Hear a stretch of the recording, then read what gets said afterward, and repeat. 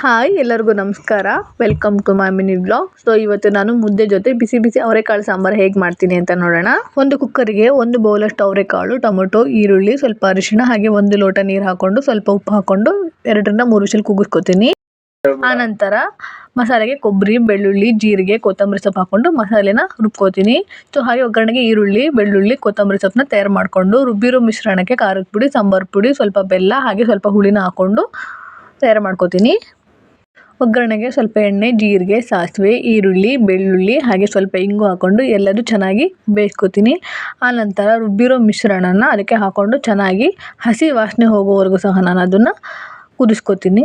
So ಆದ ನಂತರ ಬೇಯಿಸ್ಕೊಂಡಿರುವಂಥ ಅವರೆಕಾಳು, ಟೊಮೆಟೊ, ಈರುಳ್ಳಿನ ಹಾಕ್ಕೊಂಡು ಚೆನ್ನಾಗಿ ಮಿಕ್ಸ್ ಮಾಡ್ಕೊತೀನಿ. ಸೊ ಮಿಕ್ಸ್ ಮಾಡ್ಕೊಂಡಾದ ನಂತರ ಚೆನ್ನಾಗಿ ಕುದಿಯೋವರೆಗೂ 5 ರಿಂದ 6 ನಿಮಿಷ ಬಿಡ್ತೀನಿ. ಸೊ ಆ ನಂತರ ಅದಕ್ಕೆ ಕುದಿ ಬಂದ ನಂತರ ಅದಕ್ಕೆ ಕೊತ್ತಂಬರಿ ಸೊಪ್ಪನ್ನ ಆ್ಯಡ್ ಮಾಡಿಕೊಂಡು ಇನ್ನೂ 2 ನಿಮಿಷ ಮತ್ತೆ ನಾನು ಕುದಿಸ್ಕೊತೀನಿ.